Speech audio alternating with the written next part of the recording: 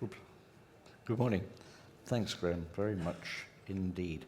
I'll be chairing the first session this morning. It's just worth mentioning why I have to leave, because in a sense it's an enormous tribute to Graham and what he's achieved and what's been achieved by this conference over the last few years. I'm racing off to Dublin, where I've been asked to address 1,500 primary school heads this afternoon. And the reason I mention that is this could not have happened a couple of years ago.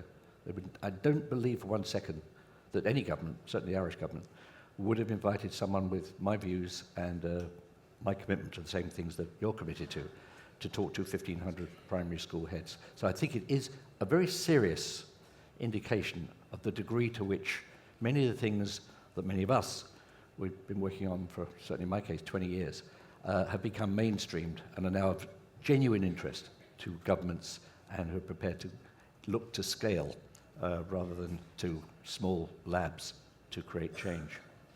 And Graham really can take a huge amount of credit and is very responsible for, I think, creating the most creative and stimulating session that I ever attend. I've been asked to make a couple of brief opening remarks, which I'll keep very brief, as all of you, I'm sure, really want to hear what our distinguished panel have to say on our theme this morning, which is 21st century learning. All I want to do with these remarks is throw out a couple of questions to help stimulate the discussion. Our education systems are in the midst of attempting to respond to profound changes driven by technology, but which affect every single aspect of our lives as human beings, individually and collectively. In an age of digital media, the need to nurture and develop collaboration, autonomy and flexibility are a given. Even the UK's own Secretary of State for Education, a late convert to the power of digital, now seems to accept that. Yet despite endless speeches, blog posts and tweets about the degree to which our future global economy is dependent on the development of creativity and imagination, can we honestly claim to be doing anything tangible to release those talents in young people? At the very best, I'd have to say, not enough. Tied as many of our nations are to our existing structures and precepts, I'm not even sure we know how to go about releasing them. But if we accept that every child does matter, then that innovation can only happen when every child matters, and when what we need to check now is, what does that mean in the provision of education? We simply got to know a lot more about the learning potential of every young person we seek to teach. In a world of increasingly personalised learning, this at least ought to be possible. I'd suggest we are mindful of something that Einstein once said.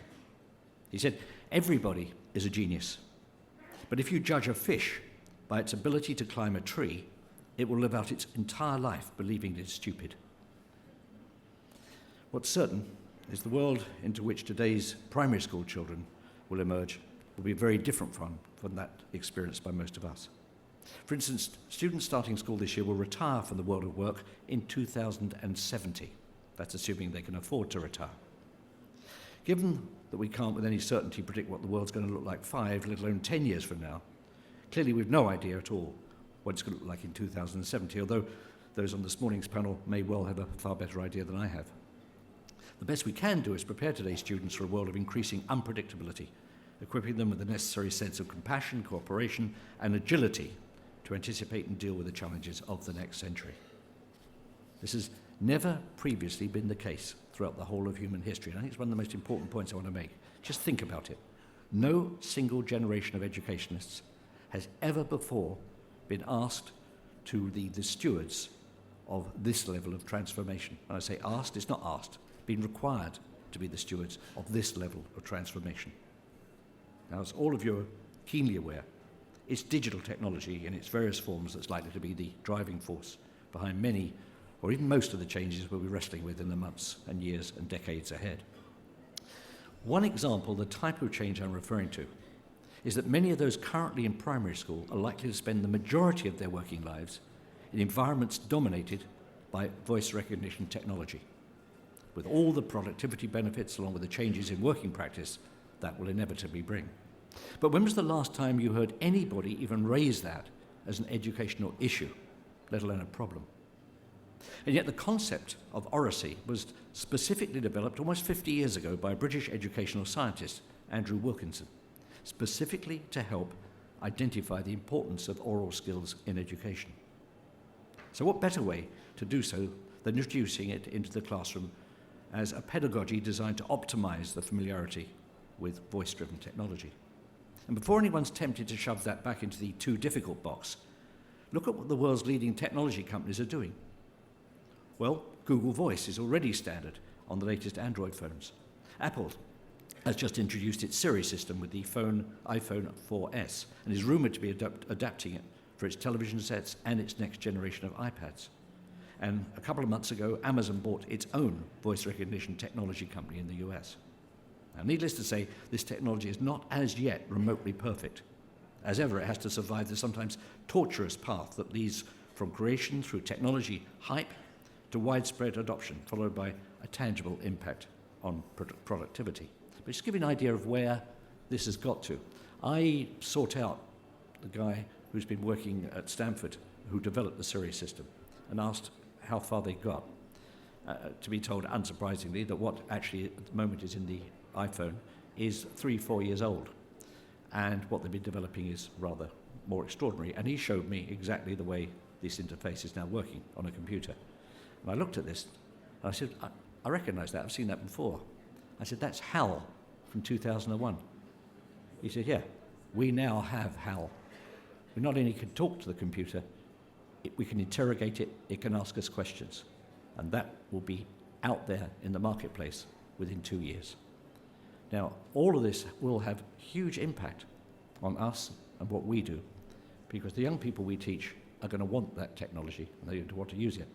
Another factor in all this, and someone might prove me wrong, but I think I'm right, there is no serious R&D any longer taking place in the development of a next generation of keyboards.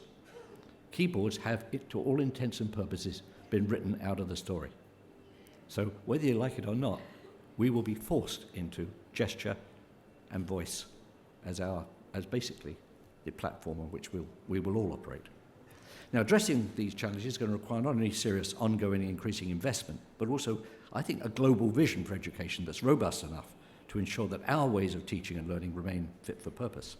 And that vision needs to encompass not just traditional stakeholders, parents, teachers, students, government, and so on, but those represented here today who aren't among those traditional constituencies: social media companies, open source inventors, scientists, and frankly, the entire digital community.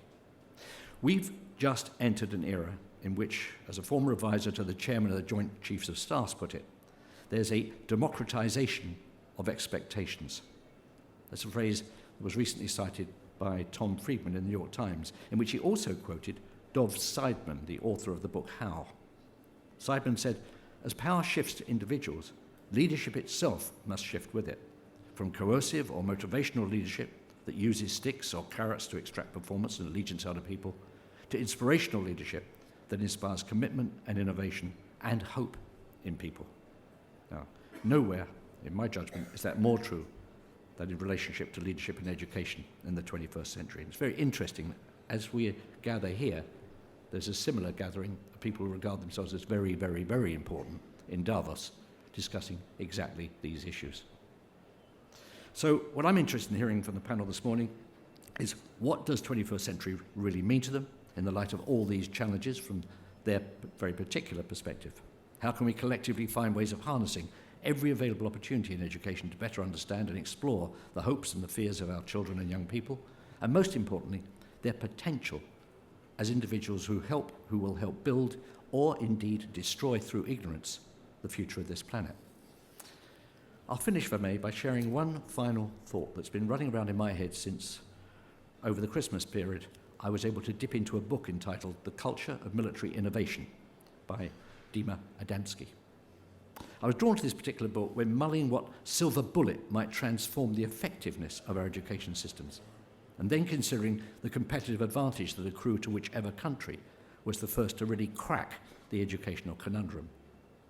Now, this in turn came about as a direct result of watching Steven Spielberg's film War Horse, during which, for those of you who've seen it or haven't seen it, a First World War cavalry charge is effectively laid to waste by a nest of machine gunners. That in turn led me to consider the impact of technology on the battlefield and the fact that as that terrible war progressed, no nation could possibly take the position that they couldn't afford these game-changing developments, be they machine guns or eventually tanks and aircraft. So too, I would argue, with education. Technology, along with new and ever-improving methods of assessment, are beginning to make a real impact on the world's classrooms and on the challenges and the opportunities facing a new generation of teachers. The UK, speak as a Brit, has the opportunity to be in the vanguard of many of these changes, not just as a passive beneficiary, but with a solid reputation as a source of innovative software. It could even become the world's favourite teacher. And certainly, there are far less worthy global ambitions for any nation to aspire to. Now, this is something I'm going to be thinking and writing about over the next few months, and I'd invite anyone here who's similarly excited by these possibilities to do likewise.